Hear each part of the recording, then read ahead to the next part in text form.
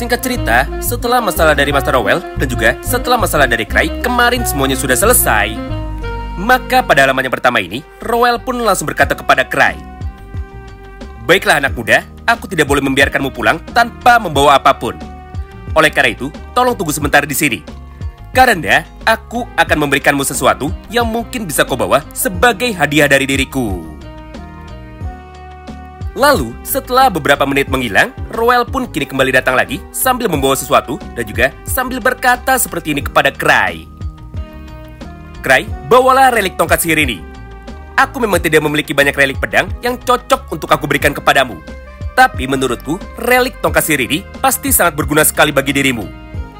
Mengingat aku adalah seorang pendekar pedang, jadi sudah jelas aku tidak pernah bisa menggunakan kekuatan dari relik tongkat sihir itu. Oh iya, relik itu adalah salah satu relik paling berharga yang sekarang ada di dalam tempat penyimpananku. Karena pada dasarnya, aku berhasil mendapatkan relik itu dari dalam gudang harta karun ketika dulu aku masih muda. Aku dengar rumornya relik ini memiliki sebuah legenda yang sangatlah luar biasa hebat. Jadi berdasarkan hal itu, maka aku minta tolong kepadamu untuk jangan pernah menjual relik ini walaupun harga dari relik ini sangatlah mahal." Mendengar semua ucapan itu dari Master Rowell, Cry pun otomatis langsung menjadi bersemangat. Karena di dalam kesempatan ini, Cry pun sama sekali tidak percaya bahwa walaupun sumber masalah dari semua ini adalah dirinya sendiri, tapi Cry pun justru malah bisa mendapatkan sebuah relik berharga dari Master Rowell. Di momen itulah, Cry pun langsung bertanya lagi kepada Master Rowell, yaitu siapa nama dari relik ini. Karena seharusnya semua relik di dunia pasti memiliki nama ketika dirinya pertama kali ditemukan. Melihat respon dari Cry itu, Rowell pun kini seketika langsung membalasnya.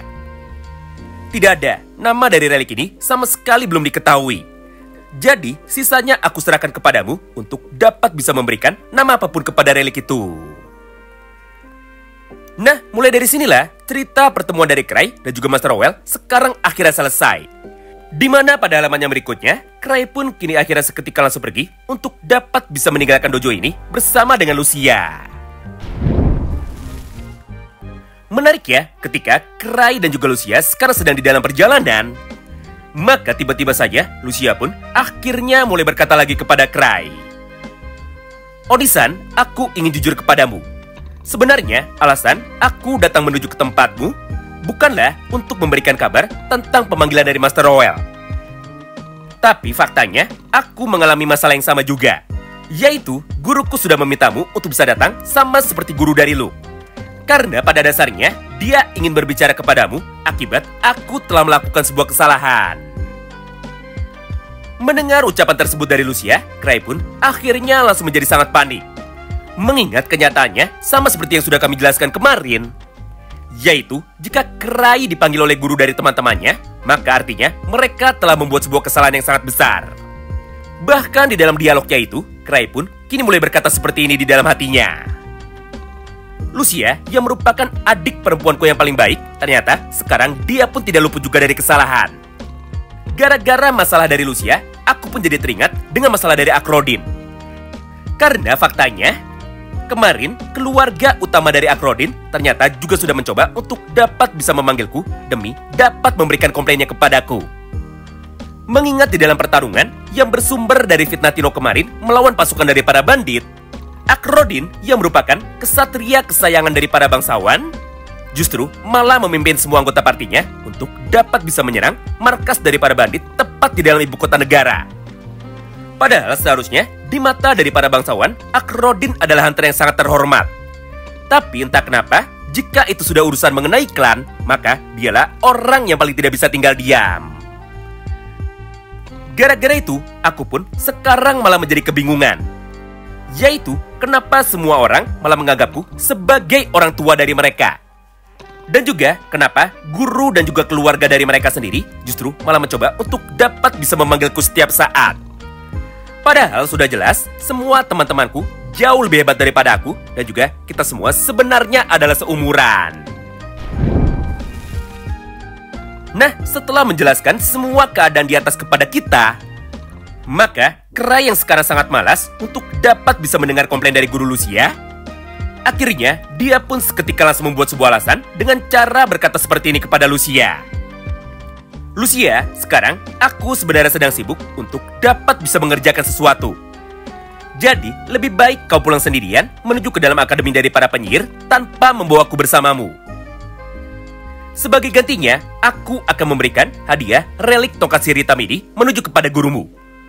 Dengan begitu, aku harap dia bisa berhenti marah walaupun aku sekarang tidak bisa datang. Lagi pula, gurumu itu adalah profesor dari para penyihir yang terkuat di dalam negara Zebrudia. Sekaligus orang yang sangat suka mengoleksi banyak sekali relik tongkat sihir. Yang artinya, dengan hadiah relik tongkat sihir hitam ini, gurumu pasti akan bisa menjadi senang dan masalahmu otomatis pasti akan bisa selesai. Mendengar semua ucapan itu dari kakaknya, Lucia pun sekarang langsung berkata seperti ini di dalam hatinya. Hah? Apakah Onisan sekarang ingin mengetesku? Dengan cara memberikan ujian 1000 cobaan atau 1000 trial sama seperti Luke. Karena faktanya, semua relik berwarna hitam pekat seperti ini adalah sebuah relik kutukan yang harusnya sangatlah berbahaya. Onisan tidak merasakan apa-apa karena Onisan memiliki kekuatan curse resisten alias tubuh anti kutukan. Jadi gara-gara itu, dia pun tidak bisa terpengaruh dengan kekuatan negatif dari kutukan. Serta dia pun juga tidak bisa terluka ketika bertarung melawan para makhluk kutukan. Tapi masalahnya, aku sekarang jadi bingung dan juga aku pun menjadi bertanya-tanya. Yaitu, apakah Onisan sadar atau tidak? Jika para benda kutukan yang sudah lama tertidur, semuanya bisa menjadi aktif ketika Onisan sudah memegangnya. Gara-gara itulah, aku pun menjadi sangat penasaran. Apakah mungkin Onisan dengan sengaja sudah memasukkan mana ke dalam semua relik kutukan secara diam-diam untuk bisa mengaktifkannya? Namun, karena Lucia sangat sayang sekali kepada kakaknya, dan juga karena Lucia tidak bisa menolak semua ujian 1000 cobaan dari kakaknya, maka pada halaman yang berikutnya, Lucia pun akhirnya kini seketika langsung setuju untuk dapat bisa menerima ujian 1000 cobaan dari Cray. Yaitu sebuah ujian untuk bisa memberikan atau mengantar relik tongkat sihir hitam ini tepat kepada gurunya sebagai sebuah hadiah. Ya, kurang lebih mirip seperti tugas dari Luke sebelumnya.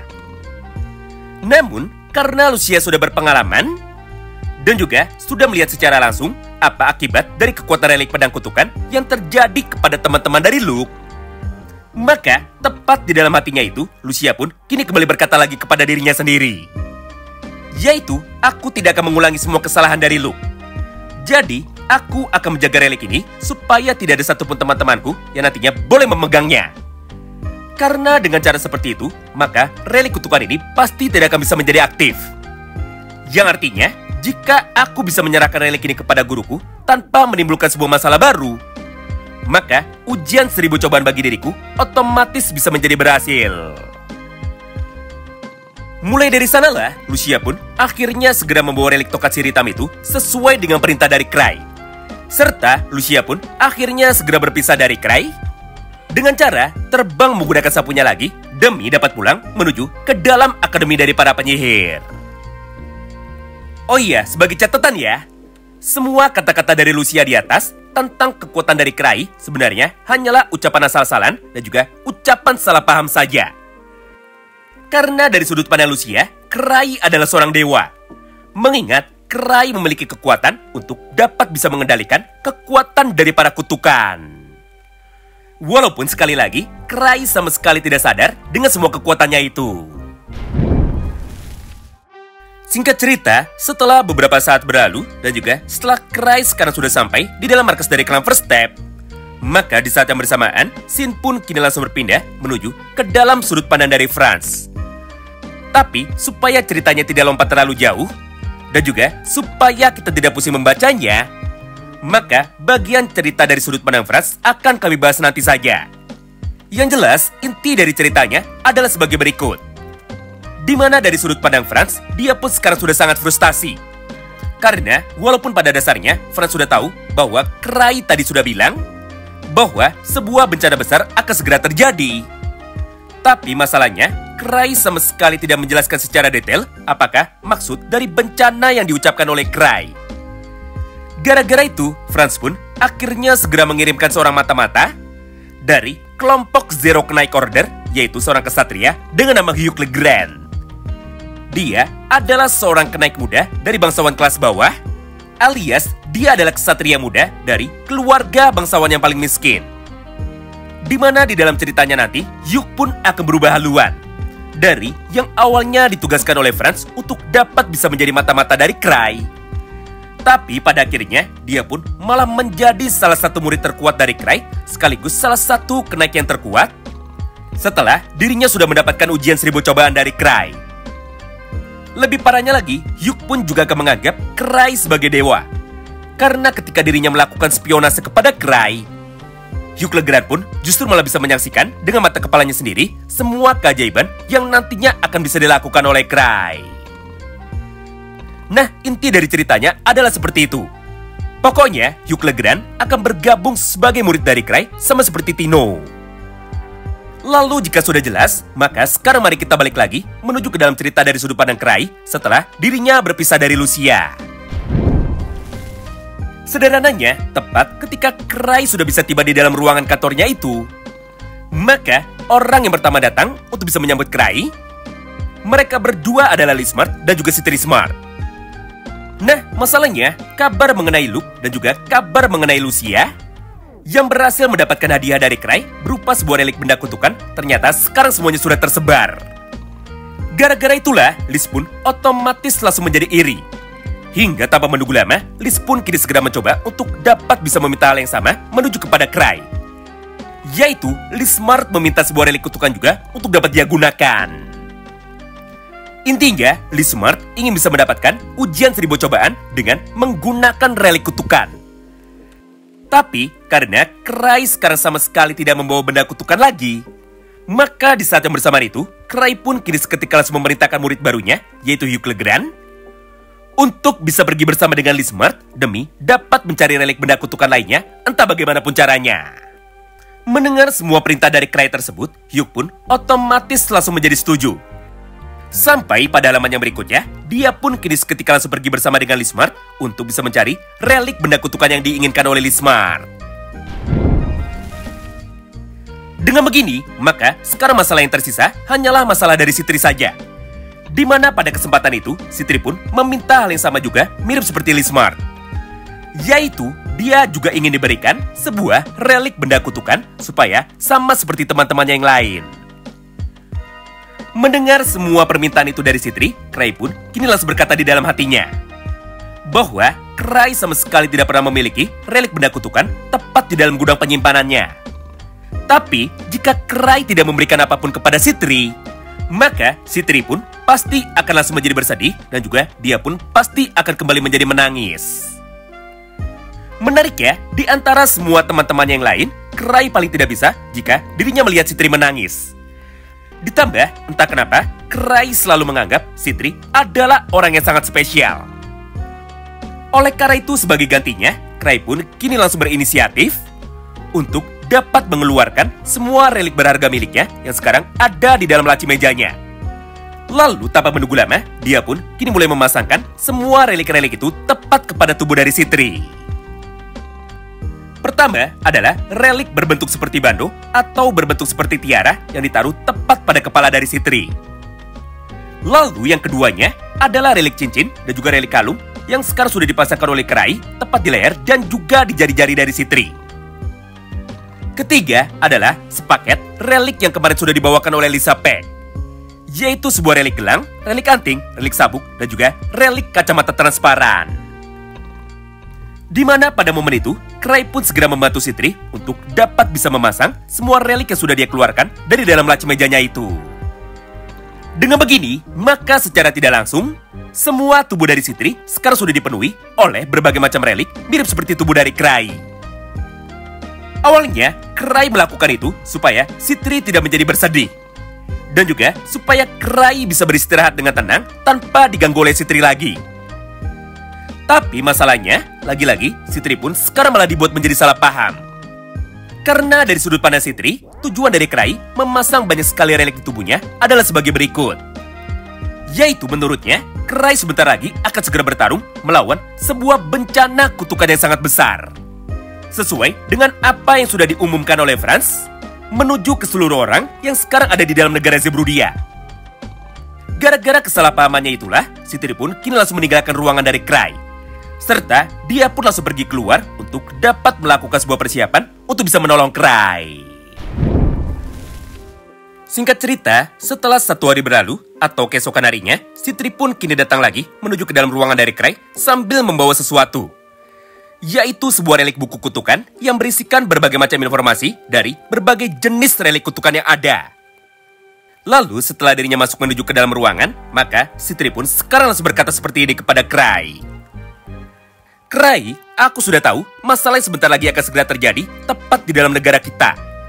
Karena menurut informasi yang dibagikan oleh Franz yang telah dia dapatkan dari dirimu, sebuah serangan dari relik kutukan akan segera muncul dalam waktu dekat untuk dapat bisa membuat sebuah kekacauan dan juga membuat sebuah kehancuran. Jadi, untuk bisa menolongmu, maka aku sudah membawa buku tentang kekuatan dari relik. Supaya dirimu bisa melihat dan juga supaya dirimu bisa memprediksi mengenai relik kutukan seperti apa yang sebentar lagi akan segera kita hadapi. Di momen inilah, Cray pun awalnya nampak sangat terkejut. Karena Cray sama sekali tidak menyangka bahwa Citri memiliki sebuah benda yang sangatlah berbahaya. Tapi, karena Cray sangat penasaran dengan sebuah relik buku kutukan yang baru saja dibawa oleh Citri itu, maka sebagai seorang kolektor relik, Cray pun sekarang langsung melihatnya dan juga mengecek semua halamannya satu persatu. Kemudian setelah Cray sudah melihat dan juga setelah Cray sekarang sudah membacanya, maka ketika Cray sudah tiba di dalam satu buah halaman yang memperlihatkan sebuah kemunculan monster hitam besar yang digambar di dalam satu halaman buku itu, maka secara refleks Cray pun sekarang langsung menunjuknya dan juga dia pun langsung bertanya kepada Citri tentang apakah maksud terjemahan dari halaman buku ini. Mendengar dan juga melihat hal itu, Citri pun kini langsung menjelaskan kepada Cray. Cray, nama relik yang baru saja kau tunjuk adalah relik Blackworld Tree atau relik pohon dunia hitam. Relik itu adalah kembaran dari relik pohon dunia yang terdapat di dalam Yggdra. Bedanya, relik pohon dunia adalah sebuah relik suci yang merupakan sumber kehidupan dari semua makhluk hidup, khususnya kehidupan dari para noble spirit. Karena pada dasarnya, semua mana yang ada di dunia bersumber dari relik pohon dunia ini. Bahkan, semua relik tongkat sihir dan juga semua tongkat sihir buatan yang ada di dunia, mereka semua bisa tercipta dan juga mereka semua bisa dibuat dari ranting-ranting pohon yang diambil dari relik pohon dunia. Yang artinya, relik pohon dunia adalah sumber kehidupan dan juga sumber mana bagi kita. Sedangkan, relik Blackworld Tree ini adalah kebalikan dari relik pohon dunia. Karena faktanya, relik Blackworld Tree ini adalah sebuah relik yang berfungsi untuk dapat bisa memakan semua mana dan juga meniadakan semua kapasitas mana. Di mana di dalam praktiknya, ketika relik ini bisa diaktifkan kembali, maka dia pun akan berubah menjadi sebuah living relic. Atau relik yang memiliki nyawa dan juga memiliki semua kesadarannya sendiri. Serta relik itu pun juga bisa menghapuskan semua kekuatan sihir yang kebetulan ada di sekitarnya. Atau dengan kata lain, relik Blackworld Tree ini adalah relik anti mana yang merupakan relik paling berbahaya di dunia. Mendengar semua ucapan itu dari Citri, Cray pun kini justru malah menjadi tersenyum. Karena menurutnya, di antara semua kekuatan dari relik kutukan, relik Blackworld Tree ini adalah antitesis dari seorang Cray. Alias, menurut sudut pandang dari Cray, relik ini sama sekali tidak berbahaya. Karena sekali lagi, Cray sekarang masih merasa bahwa dirinya tidak bisa menggunakan mana, tidak memiliki mana, dan juga dia bisa hidup tanpa mana. Yang artinya, jika relik kutukan ini bisa muncul lagi untuk dapat bisa menteror dunia, maka Cray pun tidak akan rugi sama sekali. Karena menurutnya, ada atau tidaknya relik ini, Cray tetap saja tidak bisa menggunakan kekuatan dari mana. Justru dengan adanya relik kutukan ini, maka semua orang malah akan berubah menjadi sama seperti Cray. Atau mereka semua akan kembali menjadi seorang hunter normal tanpa memiliki kekuatan mana sama sekali. Sialnya, tepat ketika Cray sedang bercanda seperti itu bersama dengan Citri, maka dari arah pintu depannya, Evan pun kini tiba-tiba saja langsung masuk dengan kecepatan penuh.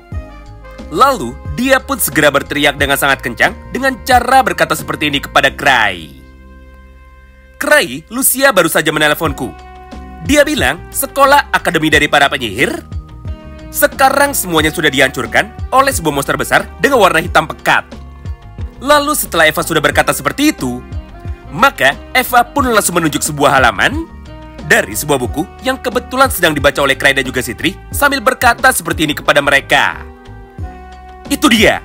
Itulah bentuk yang sama dengan sebuah monster hitam besar yang sekarang sudah menghancurkan sekolah dari para penyihir. Tidak hanya itu, karena masih pada halaman yang sama, Eva pun kembali melanjutkan semua perkataannya lagi. Dengar Cray, ini adalah darurat militer nomor 1 di dalam negara Zebrudia. Jadi gara-gara itu, negara pun langsung memintaku untuk dapat segera memanggilmu. Karena menurut mereka, bencana kelas dunia sama seperti ini hanya bisa diselesaikan oleh para hunter level 8 saja. Mendengar semua ucapan tersebut dari Eva, Cray pun awalnya sama sekali tidak percaya. Karena menurut Cray, Akademi dari para penyihir merupakan satu-satunya organisasi terkuat yang ada di dalam negara mereka. Bahkan jika dibandingkan dengan dojo milik Master Roel, Akademi dari para penyihir memiliki kekuatan 100 kali lipat lebih besar daripada dojo itu. Karena faktanya, Akademi dari para penyihir memiliki 12 tower anti bencana tepat di dalam sekolah mereka. Di mana di dalam 12 tower itu semuanya dijaga oleh profesor sekaligus para penyihir terkuat di negara kita. Bahkan Nenek Rosemary pun dulu juga sekolah di sana. Yang artinya masih banyak profesor lainnya yang memiliki kekuatan setara dengan Nenek Rosemary. Jadi menurutku, Akademi dari para penyihir ini mustahil untuk bisa dihancurkan. Namun setelah Cray berkata seperti itu di dalam hatinya, maka dari arah jendela, tiba-tiba saja sebuah bayangan besar berwarna hitam kini tiba-tiba saja langsung terlihat tepat dari arah kejauhan. Serta di sekitar monster bayangan hitam itu terlihat juga banyak sekali kobaran api. Yang artinya monster hitam besar ini memang sudah menghancurkan semua tower yang ada di dalam sekolah dari Lucia. Nah, di momen inilah Citri pun langsung berkata seperti ini kepada Cray. Cray, itulah relik Black War Tree yang dimaksud sebagai sebuah bencana dari dalam buku kutukan ini. Jadi, sesuai dengan kata-kata dari dirimu barusan, yaitu pasti dirimu bisa mengalahkan kekuatan dari relik kutukan itu. Karena pada dasarnya, relik kutukan Black War Tree itu sama sekali bukan masalah bagi seorang master kami atau bagi seorang Cray. Mendengar semua ucapan itu dari Citri, Cray pun sekarang hanya melongo. Lalu, setelah dirinya terdiam selama beberapa saat, maka dengan sangat terpaksa, Cray pun kini segera menjawabnya. Iya, benar, relik kutukan itu bukan masalah bagi diriku. Wow, menarik banget ya.